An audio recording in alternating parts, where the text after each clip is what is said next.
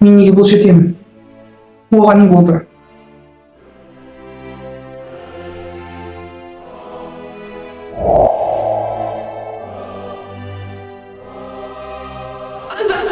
Yeter. Seni özüm öldüremem.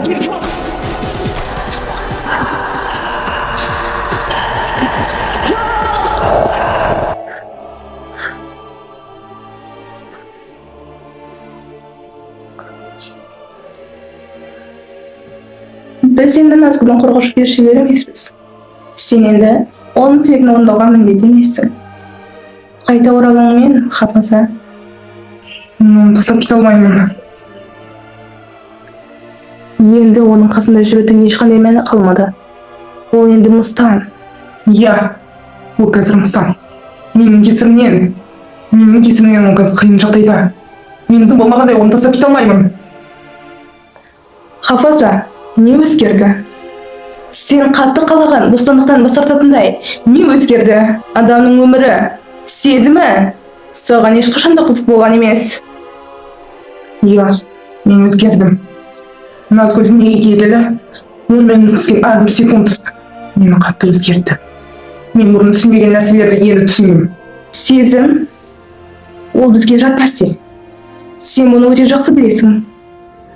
Және сен енді оның қорғаушы періштесі емессің.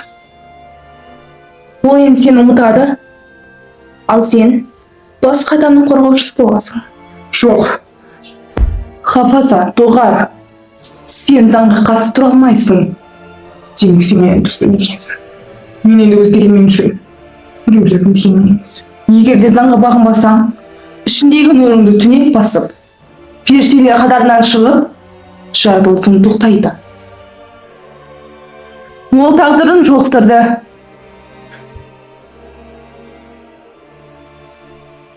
Сен бәрінен бас тартқанымен, жаратылысың тоқтаған соң, тағдырымен қосылған Назгүл сені ұмытады. Сен сонда да нұрыңнан бас тартуға дайынбысың? Тағдырын кезіктірді. Кім ол?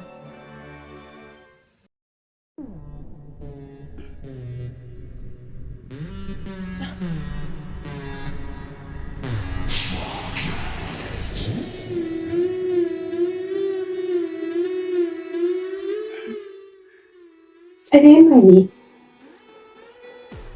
Назгүл? Мені қалай танып қойдың? Сен бұл жерде не істеп жүрсің? Сені іздеп келдім. Мені? Не үшін? Назгүл. Кейін қатты өкінесің. Ол аңшы. Оның көзін құртуымыз керек.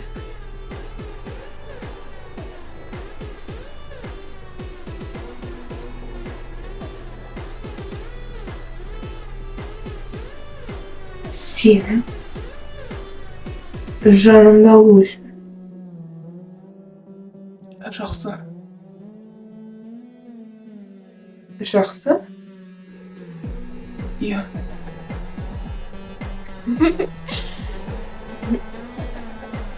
Онда дегенім болсын. Сезім қазір сенде жоқ, білем. Бірақ сенде одан бөлек ар, намыс және де ең бастысы адамгершілік бар. Ойла, Назгүл, бұлай істеме. Жап аузыңды!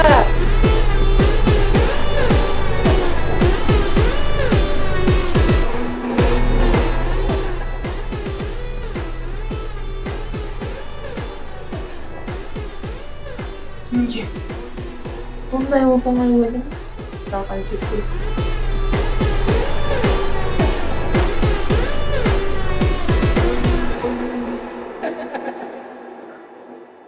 Мырза, табыт, әйеліңіздің табыты болсын.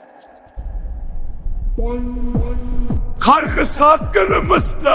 Ha!